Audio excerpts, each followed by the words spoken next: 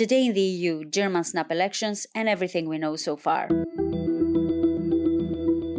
Germany has been facing significant political upheaval following the collapse of its ruling coalition, and Chancellor Olaf Scholz's efforts to maintain stability have encountered fierce opposition and mounting public pressure, sparking a new phase of uncertainty.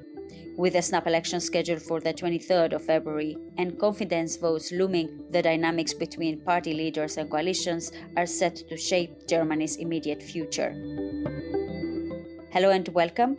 I am Evi Kiorri, and this is Today in the EU. To gain a closer look at the unfolding political drama and its implications for Europe's leading economy, I am joined by our Berlin-based politics reporter, Nick Alipour. Hi, Nick. Welcome back. Hello. Great to be here again.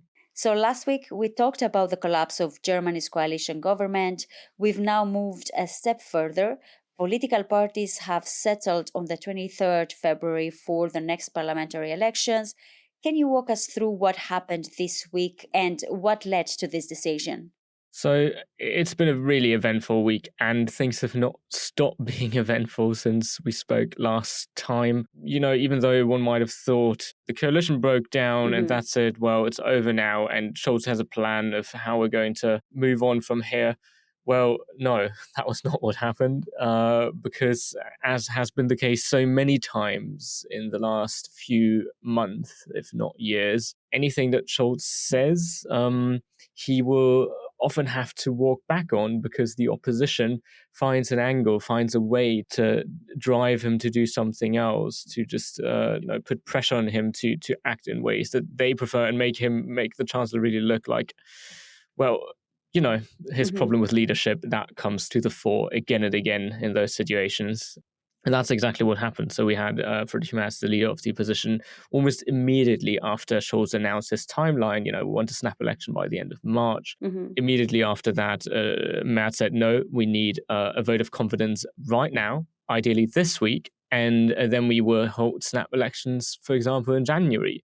And, there was this whole back and forth between the government saying, well, no, there's a meeting with Merz and Scholz, where Scholz, insisted on his position, but eventually he gradually gave up his position for holding elections in March, especially when the Greens, his coalition partner that has remained with him in the minority government, also swung Merz's way. Then, the SPD eventually caved and said, yes, we're going to hold elections earlier. Now it seems to be the 23rd of March for the moment, vote of confidence mid-December. That's the plan. Right. And why did Scholz want to wait further before calling the elections, since he's now leading a weakened government? So the reason that obviously the opposition has been briefing is that Scholz wants to use the final month of his government to score some points with voters by passing some more measures that will make him look good. And in fact, when Scholz announced the snap elections, to the surprise of many, he also came with a list of things that he still wanted to do in the remaining month in office, where, my immediate question that popped up in my head was, how? Because there's no majority now, and at the moment there's no incentive at all for the opposition to help Scholz in any way. And the measures were not ones that were just pure formalities, but he actually wanted to pass a pension reform that his government had previously agreed on. He also wanted to pass measures to boost the economy. Scholz's argument was like, these things can't wait. But at least the opposition says that's not true, and I'm inclined to agree in this case, because especially the measures for the economy could probably wait for the 2 months until the election. And so in the end, I suppose Scholz was a bit surprised by the backlash and the pressure from the public that elections should happen earlier.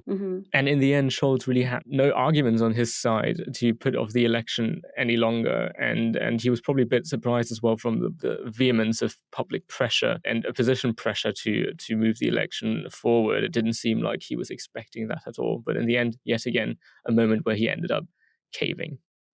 And in last week's episode, we looked at Merz, the leader of CDU. The party is leading in the polls, and it might be too early to tell as the campaign is just starting now, but can you talk us through their main campaign points? So Merz has made it very clear from the start that his big campaigning topic, self-avowed campaigning topic, will be the economy, the weak economy. Germany's economy has shrunk last year after, the war in Ukraine has sort of put pressure on the economy because, energy prices have increased. Business with Russia has been, under pressure. So lots of problems, obviously, that struck Germany's economy and Germany's industry in particular. And the gloomy mood, really, like there's a prevalent gloomy mood in this country right now, with many people thinking it's not going the right way. Many people being relieved that the government ended. Polls, had a majority of something like 2/3 of respondents saying, we're happy that this government's over. And I think Merz is really going to capitalize on that.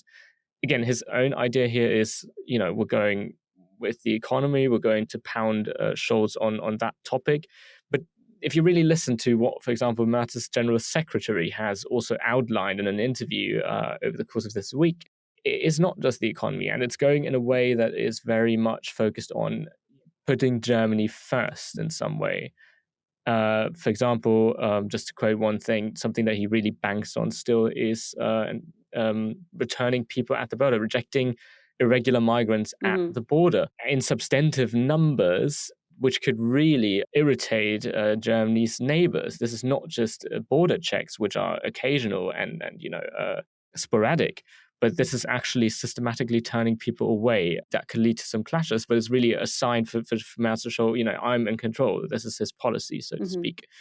Another thing is his policy on Ukraine. There's already been some indication that he will no longer talk about the Taurus weapons that he has long asked Scholz to deliver to Ukraine, and this with the same vehemence. He will make it clear that the city supports Ukraine, but this is no longer it doesn't seem to be the main thing for him, as Ukrainian refugees are also supposed to get cuts in benefits. So, you see the rhetoric is really going in the direction of like, we're taking back control in Germany, we're making Germany strong again, and everything that happens abroad has to wait for the moment.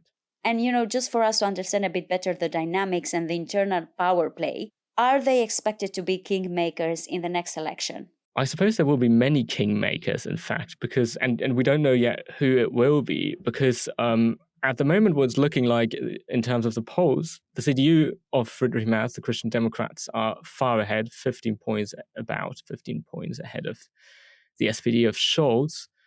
And behind that, the major parties, the SPD, the far-right Alternative for Germany, the Greens, they're all sort of the same level.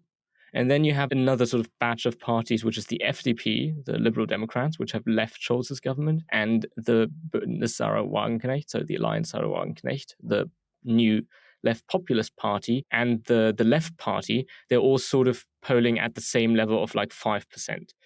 Given this fragmentation, there are not that many options in terms of two-party coalitions, and the only one really that the Christian Democrats have, if they actually win, is a grand coalition with Olaf Scholz's SPD again. So that sort of makes the SPD in some scenarios sort of kingmaker. But then there are obviously some other combinations that involve three parties. We just had three parties. It's not a popular way because it might make, it might lead to some more infighting and more instability. But that's also still an option. It could be the CDU, the Greens, and the FDP. If the FDP makes it into parliament, that would again shift the king-making power to them. So this, if you will, is a bit of an uncertain situation, because we also don't know how the elections will play out and which parties in particular will make it into parliament. The percentages the seats will look very different if the BSW doesn't make it in, if the FDP doesn't make it in. All of a sudden, the CDU could even have an absolute majority. So at this point in the elections, it's all very early to see where the king-making power will lie. And where does this leave the AfD? Will the cordon sanitaire still hold? Yes, as you notice, I didn't mention the AfD in anything I said before. And that's because still the cordon sanitaire, other than in the European Parliament, where it's being perforated, is not in question in Germany at the moment. In fact, we just had a major debate, the first one after the government breakdown yesterday. And Friedrich Merz of the CDU has made it very clear that he will not in any way work with the AfD, neither before the election, where now he could use the AfD in parliament to, do shenanigans with the parliament agenda or get through some legislative initiatives against the will of the minority government because the majorities are different.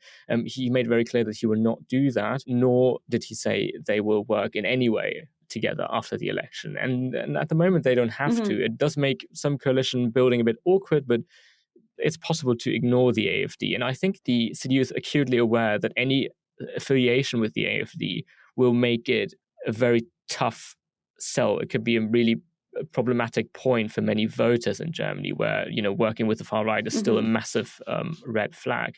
So they will be very careful to stay clear of the AfD. And the AfD, I think, can wait. I think their calculation is something like, this year we will have another weird coalition, it will all fail, and then at the next election, people will be like, we've had enough, now we're voting AfD. So this one's not the decisive one for the AfD. The big sort of conflict is still some way off. Right. And depending on the coalitions, which parties do you see collaborating if it would come down to this scenario? I suppose the most natural combination is the Grand Coalition. Well, it used to be the Grand Coalition between the two largest parties for a long time, the Christian Democrats and the Social Democrats under Angela Merkel. That was actually 12 out of her 16 years in government. Now it would no longer be a grand coalition, by definition, a coalition between the two largest parties, because it looks like the SPD will fall into third rank, not second rank. But it will still be a traditional grand coalition. So this coalition between the SPD and the CDU is at the moment a very natural combination.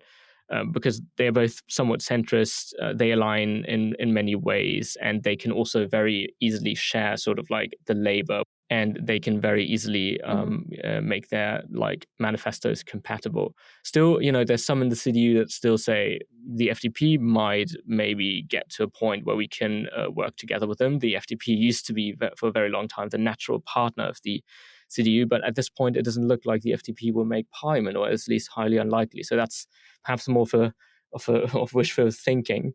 And that leaves Jamaica, a combination of CDU, FDP, and Greens, in case the FDP makes it in but doesn't get enough votes to make it to a two-party coalition with the CDU. In that case, we get Jamaica.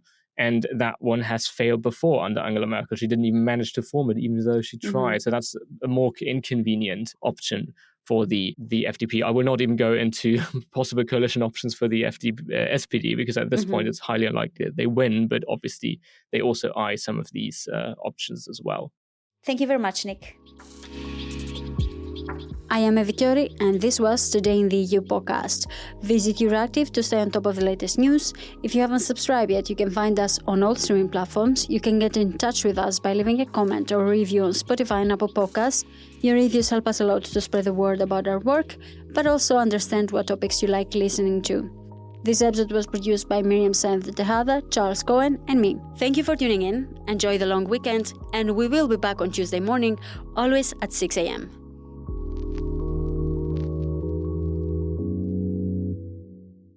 As part of our commitment to accuracy, inclusion, and transparency, Euractiv is part of the Trust Project.